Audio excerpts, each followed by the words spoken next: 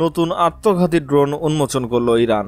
ইসরায়েলের হামলার জবাবে পাল্টা হামলা চালাতে বাধ্য হন ইরান, যার জের ধরে এখন এই দুই দেশের মধ্যে বিরাজ করছে যুদ্ধাবস্থা। আর এমন পরিস্থিতিতে নিজেদের সক্ষমতা বাড়িয়েছে ইরান। ইসরায়েলকে আক্রমণ করতে সক্ষম এমন আত্মঘাতী ড্রোন উন্মোচন করেছে দেশটির রেভলিউশনারি গার্ডস কর্পাস IRGC, যার নাম শাহেদ 107। শত্রুর লক্ষ্যবস্তুতে আত্মঘাতী অভিযানের জন্য ব্যবহৃত হবে এই মানুষবিহীন বিমানটি। ফলে ইসরায়েল সেই ড্রোন ঠেকালেও ইরানের কাউকে হামলার শিকার হতে হবে না।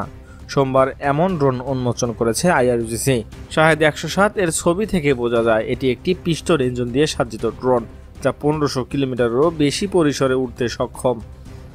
সম্প্রতি প্রকাশিত ছবিগুলোতে শাহেদ 107 এর মতো একটি ইরানি ড্রোনকে দখলকৃত অঞ্চলের উপর দিয়ে ইসরায়েলি সরকারের Arrow 3 বিমান প্রতিরক্ষা ক্ষেপণাস্ত্র ব্যবহারের দিকে এগিয়ে যেতে দেখা গেছে। এটি যদি সত্যি হয়, তবে নতুন এই ইরানি ড্রোন ইসরায়েলকে বহু স্তরযুক্ত বিমান প্রতিরক্ষা ব্যবস্থার ক্ষমতা ভেদ করবে, যা এই যুদ্ধে নাটকীয় মোড় ঘুরিয়ে দিতে পারে।